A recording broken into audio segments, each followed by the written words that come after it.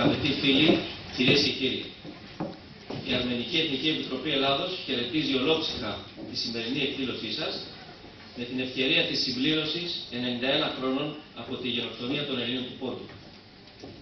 Η γενοκτονία του ποντιακού ελληνισμού από την Τουρκία και οι μαζικές εκτοπίσεις των Ελλήνων της Οθωμανικής Αυτοκρατορίας κατά τη διάρκεια του Πρώτου Παγκοσμίου Πολέμου και την περίοδο του 1922 έως 1925 αποτελούν ένα ιστορικό και πολιτικό γεγονός που πρέπει να αναγνωριστεί από την πολιτισμένη ανθρωπότητα. Εδώ και δεκαετίες η παγκόσμια κοινότητα παραμένει παθητική και ως ένα σημείο παρακολουθεί αμήχανα την υπόθεση της αναγνώρισης της γενοκτονίας των Ελλήνων του Πόντου.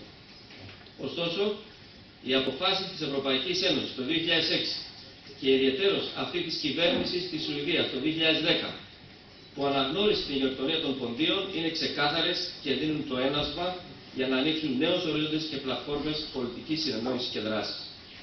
Αφού παρουσιάζουν τις τρεις γενοκτονίες των Αρμενίων, των Ασσυρίων και των Ελλήνων σε ένα ενιαίο πλαίσιο.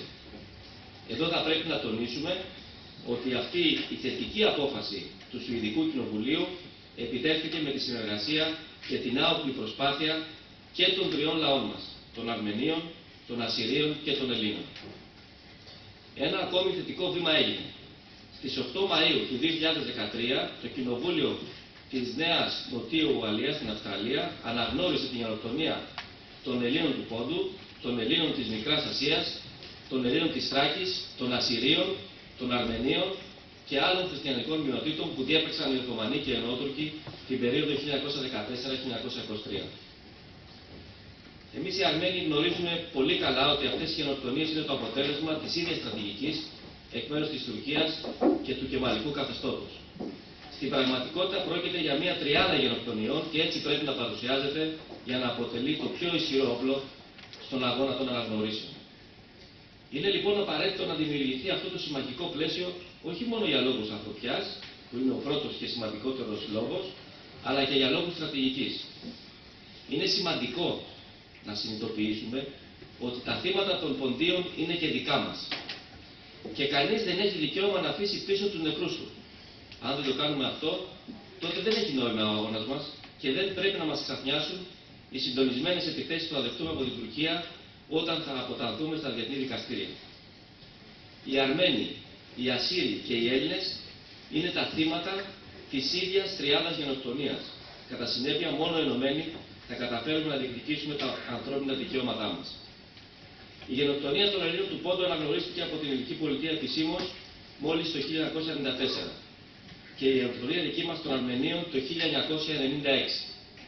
Καλούμε λοιπόν την Βουλή των Ελλήνων να αναγνωρίσει όσο πιο σύντομα γίνεται την γενοκτονία των Ασσυρίων.